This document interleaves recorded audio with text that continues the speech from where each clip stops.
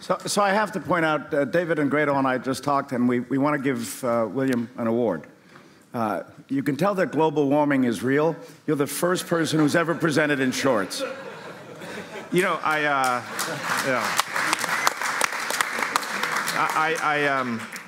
suffering from gout. That's the only reason I'm wearing shorts. Too much information. No, that's cool. It's cool. I've been using my service too much. Yeah. So. Yeah. Well, that's okay. You're your own best customer. But just so you know, thank you for the award. Yeah, it's very impressive. Yeah. This is a really interesting thing. I'm going to step off the stage because I want to talk to them in a conversational way. So pardon me having my back to the audience. This is a really interesting group of people. We've got market leaders in many ways and still a young upstart.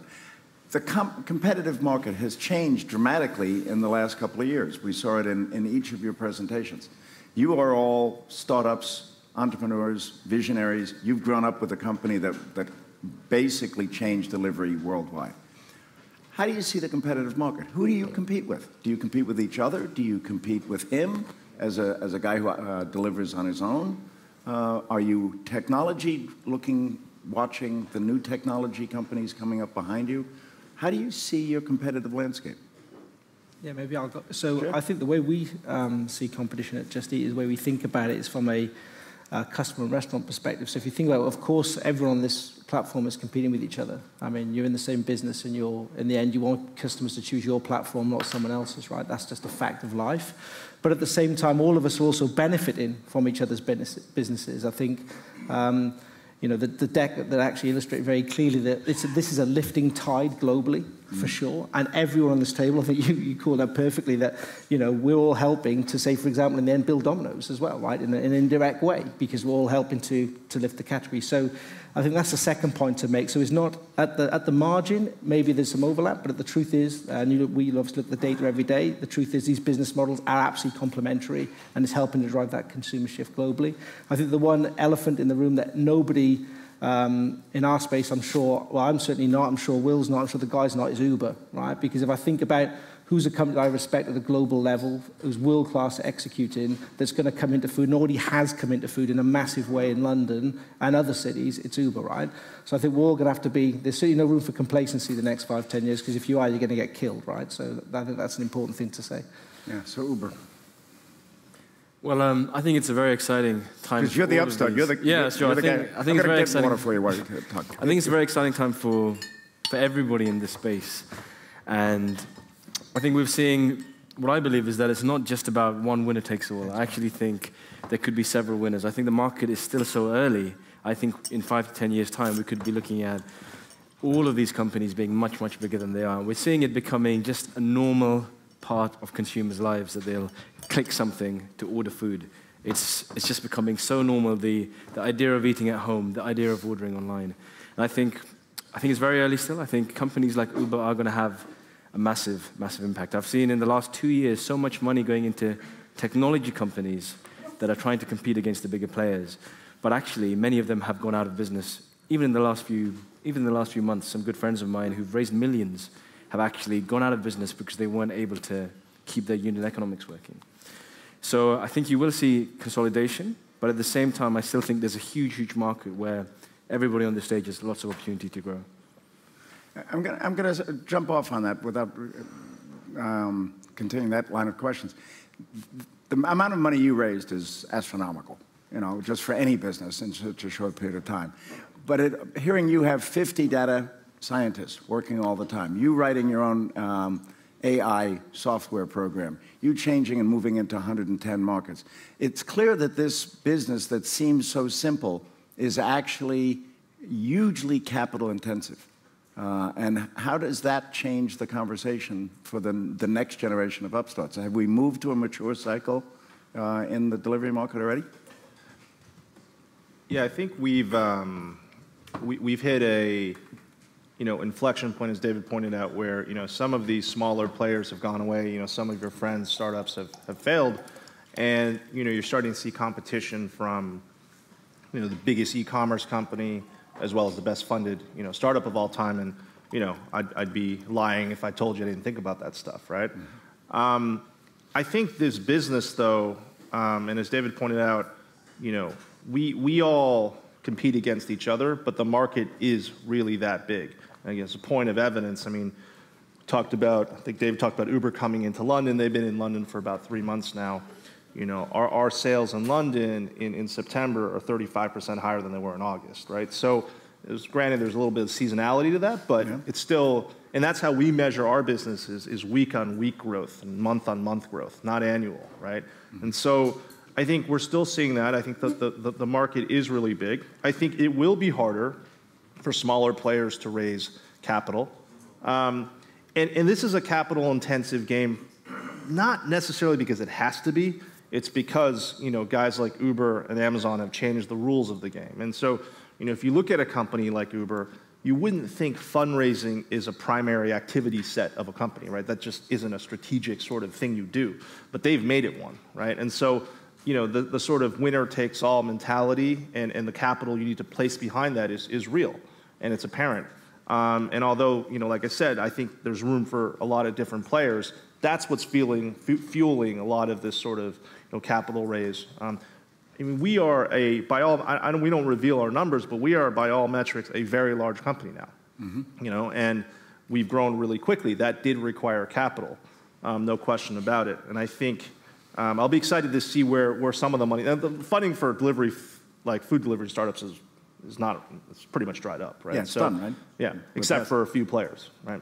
And we're lucky to be one of them. But I think I'll be interested to see where the money goes next. What kind of format that goes into. You use capital to buy your market share. Yeah, we're a little bit different in that still, 90% of our business are mums and dads. Whilst they started as delivery drivers and they grew up through the business, it's almost a form of crowdfunding because these guys are putting their own money into the business. And I think the one DNA that we have is that we're a business full of entrepreneurs who every day go to work and figure out how they can sell another pizza and do it better. And that's what's made the whole Domino's and even McDonald's, etc., successful, is because you've got all these entrepreneurs working for you. So it's a little bit different than this scenario. And also we've got the whole vertical integration. We're making the product and we're delivering the product so we can control end-to-end a little bit differently than these guys have got. But for me, competition's good. Competition's always made us stronger. When I started in the pizza business, we had 660 stores. Pizza Hut had 427 in Australia. And, now they're in the 200s and we're in the 600s. So, competition's a good thing. I'm going to ask you, one of the things that makes you each different is the way that you look at the pricing model. You addressed it a little bit. You've got your price embedded in the pizza, all right? You guys are competing against basically what's the perception of free delivery. How do you, if you were to do it again, would you have the same pricing model, or would you try to figure out a way to change it? What's your sense on the pricing and competition? Who's going to jump in there? Go ahead. Yeah, so we, the way I think about pricing is that you have to go back to first principles with it. So when I was at Coke as a graduate trainee, the one thing they drummed into us every day was value proposition. So why should any retail outlet choose our product over another product? So I think that stayed with me, right? So when I think about Just Eat, I think about, say, for example, in the UK, where we're charging 13% commission rates to a restaurant that already has delivery. In that scenario, we are absolutely paranoid, I think rightly, about demonstrating that restaurant value. So we can point at things like an average order uplift of 15-20% just by coming onto our platform because of the way we structure their menu and stuff. On top of that, we're starting to buy for restaurants now. So if you're a partner restaurant of Just Eat globally or even in the UK or in any market, we're doing major deals with wholesalers, with card processing companies. So on average, I'll give you an example. So in the UK, a restaurant will be paying, a Just Eat partner restaurant paying 2% roughly to a card processing company. Well, now you can get it at less than 1% because we went and done a deal with one of the world's biggest providers. So I think you've got to go right back to the value proposition. The thing I am super respectful of is the point I think was made around the restaurant's brand, because all of us hugely benefit from the people in this room that build amazing restaurant brands locally, because in the end, it's a truth, and it's a global truth, that restaurants are incredibly loyal to brands. So you've definitely got to think about your value proposition, about what you bring, because you're definitely also taking. So I think for us, we're in a unique place in terms of pricing, is that we definitely charge more than any of the other services. We actually charge a significant delivery fee. It could be from £2 all the way up to £10. And you'd be amazed, customers are willing to pay £10 as David said, for their favorite brands. People care so much about their brand, they'd pay £10 for us to go and deliver something, just for the delivery fee. And I think we've been able to do that because... Rich customers. Yeah, so we've got some great customers. That's the first thing. We've catered our service towards a market, not the biggest market, but a market where customers don't see cost as a barrier, or they're less price sensitive when it comes to getting what they want. They value convenience over their time. They value convenience and pricing over getting the brand that they want. So, we've been able to uniquely position ourselves going for that top end of the market, getting high net worths or affluent customers who are time poor, who are willing to pay that higher delivery fee. And I think it's given us that unique ability to go to restaurants where you can't usually get a partnership with, or to retailers where it would take huge amounts of integration to try and get a partnership with. So that's put us in that unique position, but at the same time, the flip side of the coin means our market will always be slightly smaller than having something where, for example, you could go all the way to having free delivery, which I think is the ideal, actually.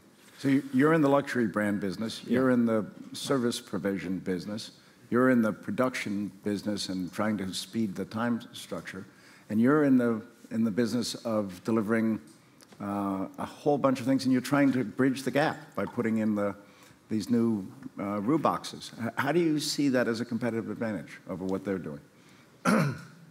Well, I think about it like this. I think about it in two ways, right? Two companies we admire a lot are Amazon and Netflix. So if you think about Amazon versus eBay back in 2004, people were like, wow, eBay, like, this is an asset-light model. Why would Amazon, like, why do you build these warehouses? Like, what is the point of you spending all this money? And, that was a good question at the time. And since then, you should look at the divergent movements of the stock prices, right? But clearly, someone was thinking about the customer and how they would make the customer's life easier, and the vendor or the customer, right? And so for us, it's really about, how do we help restaurants solve the hardest problems, right? We're already helping them solve communication, we're already helping them solve delivery, but then if we can help restaurants expand in a really quick way, in a very low CapEx manner, I think we're doing that job. And I think the other thing about Netflix, here, the way we think about Netflix is this as well. It's like, so Netflix, had this big competitive advantage over time, and on the distribution side. And when distribution became cheaper and cheaper, other players were willing to pay more for media rights, right? And so Netflix was like, oh shit, what do we do? Well, they started actually in partnership creating their own content. So you would have a unique content on your marketplace coexisting along third-party content. And I think they've done an incredible job of that. And so if they have the captive audience and the patterns of demand that David talked about, you can. I'm not saying every show is amazing, but they know exactly what people want to see, right? And so we want to work with restaurants. We have that data, so we want to work with restaurants and build brands or expand people's brands in areas in which we know there's demand, in which we know that they would make a lot of money. And so, again, it all comes back to the customer, right? Price, selection, service. And on those levels, are you going to get a cheaper product via Roo box? Maybe. It's a different margin structure. Are you going to get better selection? Yes, it's unique. Is the service level going to be better? Yes, because we don't have a front of house to deal with, and you can cut out minutes out of the customer experience time. So that's kind of how we think about it. Yeah, the Netflix model is really interesting. I'm going to open up some questions. I've got right to you, Andreas. And then we'll get back to you, because that one. A couple of questions. Yeah, quick. Go ahead. Do you buy your own vehicles? Yeah. Oh. Yeah, wait, hang on just a minute. We're going to get your mic. Can I use this one? A couple of questions. Do you buy your own vehicles? And in such case, is it basically bikes, except for Domino's? I think that you get the guys with the vehicles already. And how much of the business is cash? And in the case of Henchman, what happens if the product that the guy asked you to buy in Harrods or whatever is not the one you want? How you solve that? Thanks.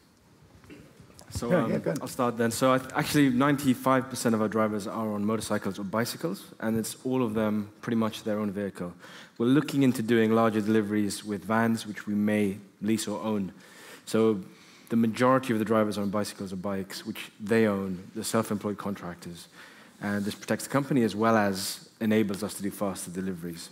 London is a very difficult city to deliver using cars. So inherently we use bikes. In terms of cash, none of our business is cash. Everything is done electronically, so it's through an app or a website. Customer pays us. Our drivers have these special cards, so they can go into a store and make purchases. That's how we do it. They have special debit cards that we control, where they can go and make purchases. If we have to return something, so we pride ourselves on customer service, we simply send a driver back with the goods to the store. And we deal with it, to be honest, it happens rarely, so we deal with it on a case-by-case basis with the customer directly. Any price limit? On returns? No, or on anything? Well, I want to buy an iPhone. sure, so we've bought, the most expensive thing we've ever bought, I think, was a £5,000 Cartier bracelet. I think that was the record, so. They sent a henchman to go get that. We sent a henchman. That's amazing. Yeah. Andres? You guys, same thing? Vehicles are not yours? So it depends on the market. So in markets where we do delivery ourselves, there are vehicles. We employ the drivers directly because we want to be sure they're insured and all that kind of stuff. And in markets where we work with partners, then it'll more often not be the driver's vehicle. It just depends on the legal jurisdiction. So, for example, we own everything in Dubai and Hong Kong, but in other markets, you know, we don't. It just depends on. Basically bikes or also cars? We don't use cars anywhere in the world, I would say. We, in London, are almost all bicycles now, about 90%. Paris, 100% bicycles. You don't really want people to be on a bicycle in Dubai, so, you know, that wouldn't be great. But, you know, the interesting thing is in Singapore, where it's actually working on bicycles, which kind of shocked me, you know. So we're trying to push a really strong fitness angle as well. The bikes belong to the guys? It depends. It depends. Generally, yes, but it depends on the jurisdiction. Okay, I know. We all in there looking for the good people, and my question would be to Andrew. You know, you are going to protect your own square meter, and a driver who works for you full time or part time over the weekend can then freelance working for Ryan and Will. How do you kind of ring fence your staff so they don't float around between the three of you? Yeah, sure. So the first answer to that is that the busier we are, the more deliveries we do, the more hours we can give that guy. So our drivers are all paid on an hourly rate and then usually plus per delivery as well, depending on which country they're in. So they're not on a pro rata basis where they're paid just per delivery. So if there's no deliveries or very few, they're getting less money. They're always getting a minimum salary and then a top up depending on which country. So yeah, the busier we are, the more hours we can give them. A lot of these guys are students, etc., so they can only work certain nights anyway. It's not a full-time career. But what I would say is that the proliferation of delivery has meant that now you've got more and more people seeing it as a professional role, a full-time role, so they can work for us 2 or 3 days a week, work for Will, work for Ryan. That's good because now they can supplement their income, because in the past they would go and work in a bar, which is much sexier, pick up girls, get paid more money, you know, and we would lose them. But now they're probably more likely to stay as a driver because they can supplement their income, you know, 7 days a week. And they don't get a girlfriend. No girlfriends. Well, we know that's bad trouble anyway, getting girls. Yeah, okay, Mario?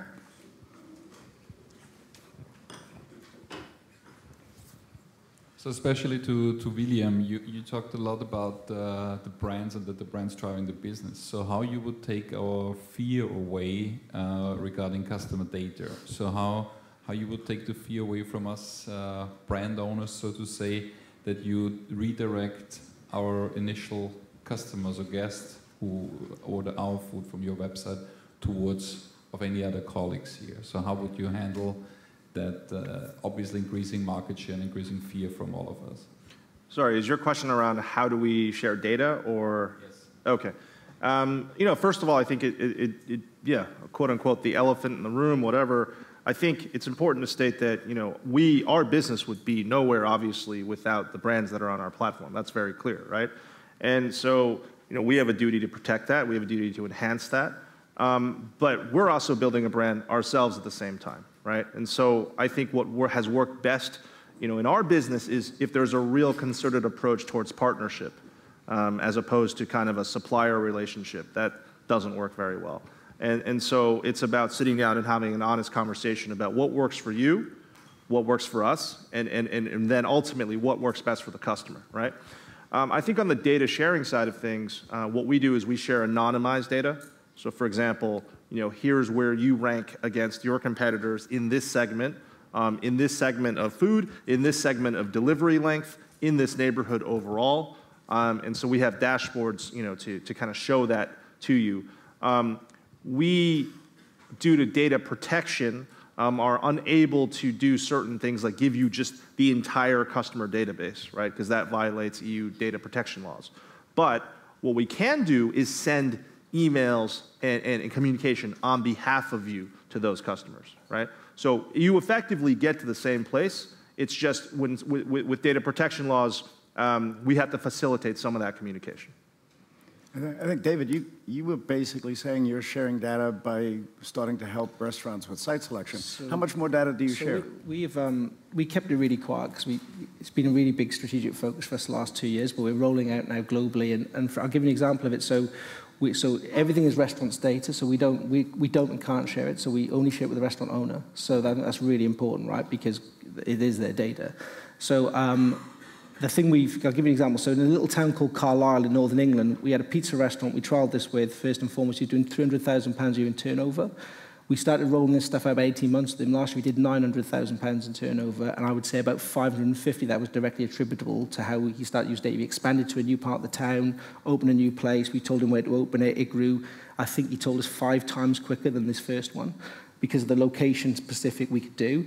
So I think what's an interesting question for people in this room is how they think about delivery and they want to use it. Because you've got amazing services you can now use. You've got Will's business, you've got Uber, you've got Henchman, you've got loads of businesses that are really interestingly exploring and highlighting what a huge opportunity delivery is.